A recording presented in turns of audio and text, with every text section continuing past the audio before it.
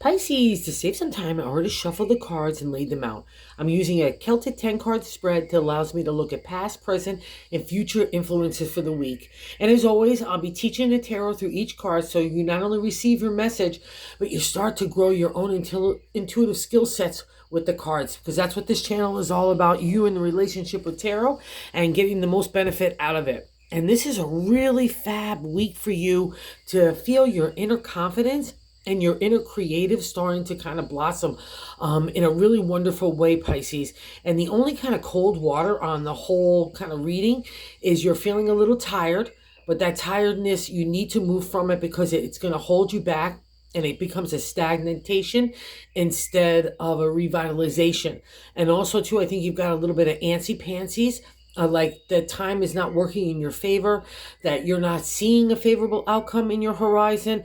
And I'm here to tell you otherwise. And most importantly, kind of give you that kind of cosmic spiritual adjustment so you can kind of see the glass half full instead of half empty, because it really is. And it's all based on the inner confidence that you earned from the trials and tribulations that you've been through over the last couple of years. So good job, Pisces. And part of this reward is giving you enthusiasm and excitement back in your life, okay? So I want you to embrace it because I think it's starting to really stir in you, and I think you're like trying to push it aside from your heart and your spirit. And that's not going to change for a Pisces, because so much of this kind of shift in life for you is about finding your tribe, enhancing family connections, whatever that is, whether it's blood or not blood, it doesn't matter. Your friends, your relationship, your life in overall in general, and doing it the way you want to do. And you've been being tested in so many different ways in that identity and how you want to be and how you want to live your life. And now God's kind of like giving you a little bit like, hey, okay, here's a couple of footprints. Let's go forward right here. And I'm asking you to just keep that faith and belief and trust that you need to just like trust that there's a new stirring in you. And the reason why I'm saying that, I'll start with the significator position. That first card placement is the Two of Wands. And the Two of Wands is nice energy in the upsurge of energy, right? I start to build a little platform for myself to take my creative ideas forward. I've got imagination, inspiration, kind of igniting my heart and my spirit, and I'm ready to take off in a new direction. And we need to honor this. And what's so special in my deck about the Two of Wands of the creative, the wands are our creative energy, is I'm coming out of a dark time, that dark cave of enlightenment in the representation of tarot here. And I'm coming out of that time with the Hierophant, the priest of the tarot. I take the universal message of God and I make it material reality. He's the spiritual teacher. He's a mentor, he's a healer, and that's been kind of in the background of your whole life anyway. And that kind of, I'll have to say, that friction of doing things in the normal traditional way, that would be the priest represents that, versus the spiritual way. And I see you're giving way to the spiritual way, and that's definitely the direction you need to go. And that's helping break the kind of attachment to the material, which has been a really big hard lesson for you over a while now. But I see that starting to shift as well, because it's shaping you into that more confident and self-esteem and even self-love too, Pisces. So good job here. And why I say antsy-pantsy, so we got the Two of Wands where we're ready to take off in a new direction, like, hey, then all of a sudden I'm getting in the crossing card here, which is not allowing that energy to manifest in the second card position. And it's the major arcana card of the Wheel of Fortune. And that's the Wheel of Time, right? Major arcana cards are life lessons, and when the wheel appears for me, that life lesson for you is over. But it has been so tough that it's hard to believe that the wheel is turning in your favor, even though intuitively I guarantee that you're starting to feel that shift as well. And that's probably why the Two of Wands is emerging as that new opportunity and potential for you to take that kind of creative endeavor wherever apply it to family, home, relationship, work, career, your own self, community, wherever that you want to be kind of like that spark of fire for you. That's the direction that you need to go to. So don't believe that time is not on your side. And most importantly, don't believe that the shoe is going to drop in the way it kept on dropping and kept on dropping and kept on dropping in the past. Okay, that's the wheel. It's where it keeps dropping where you can't even think that it's going to drop anymore because you think you have your karmic dues paid, and it keeps on going, because that's the point of the life lesson. I need to break you, and part of that has been breaking for Pisces in particular is the material, right? The material world, the gold coin, relationship, home, everything has been just like in a little bit of an upheaval and chaotic, but now it's starting to settle down. And it shows that when the wheel appears, it shows, it doesn't even matter whether it's a crossing card, it shows that you've got that inner resolve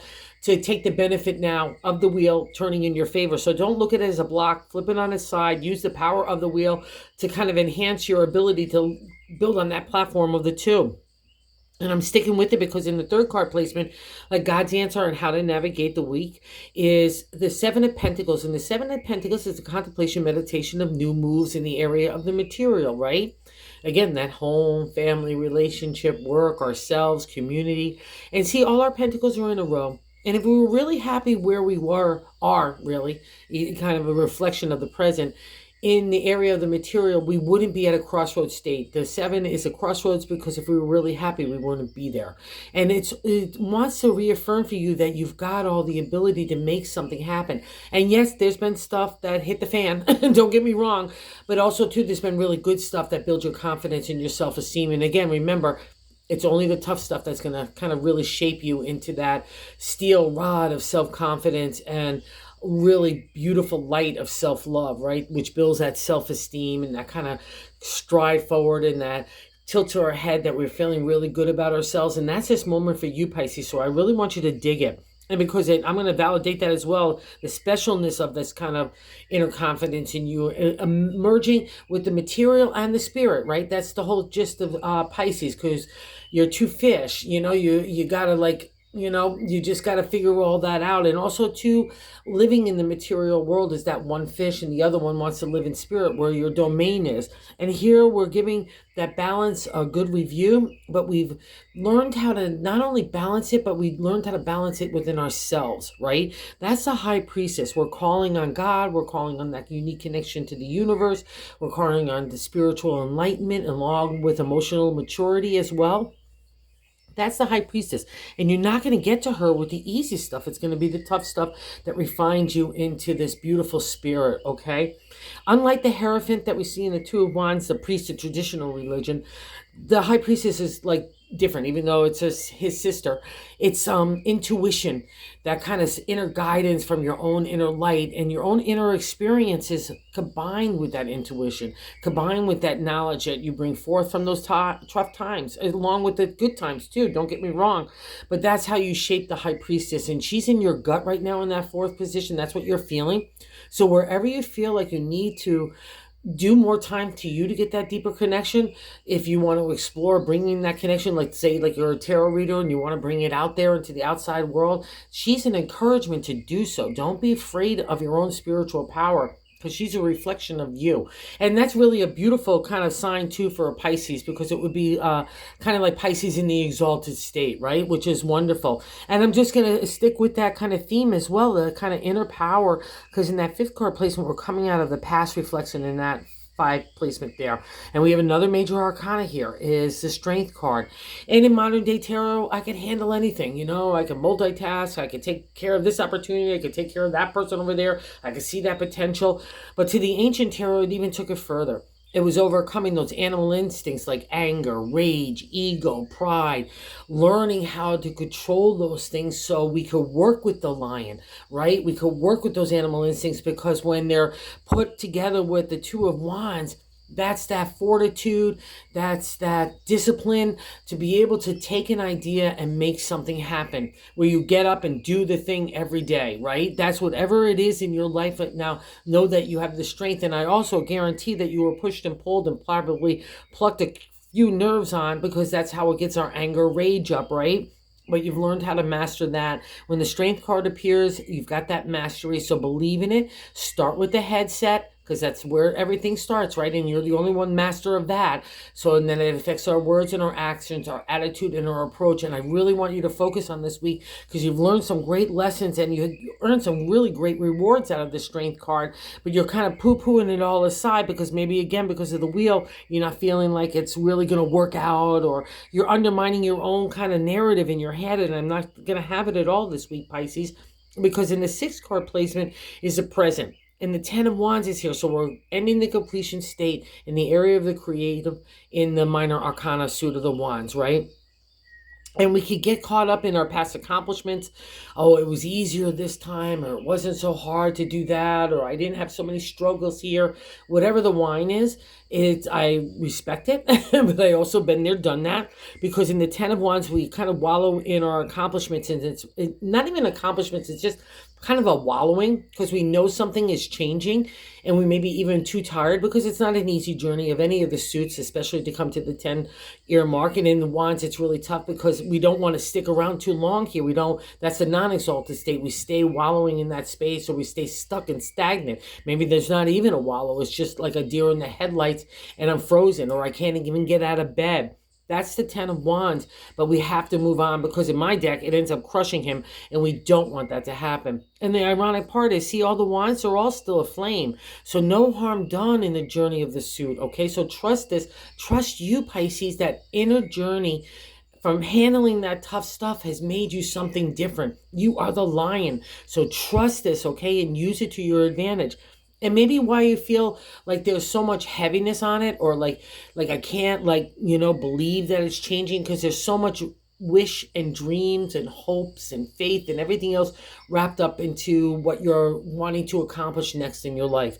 And it's coming, okay? So just take a chill, but you got to get into that chill to keep going for those next steps, right? And nothing's just gonna fall in your lap. I used to think that when I first moved to New York. It's like, oh, I knew I was going to be something. I thought it was going to fall in my lap. Oh, years later, I realized that no, you can't have it that way, because you got to prepare in the journey to get where you're going, right? And that's where the journey's starting. That's at Two of Wands. So I want you to feel hopeful and excited about it. I don't want you to feel bummy and like, oh my God, I got to do this, all right? Because there's a lot on the line. Like I said, in the 7th card placement, the way that we're feeling about ourselves is the 10 of Cups. Again, completely different than the 10 of Wands in that area of how we're feeling. But the 10 of Cups is the happily ever after in the area of the heart. But we can't get there unless we've gone through the wands, right? The whole journey. We can't get there unless we've gone through the whole journey of the heart. And there's been a lot of ups and downs and pulls and shadiness and whole lot of crazy magazy stuff, all right? But it's over, and it's shaped you in a way that you respect yourself now.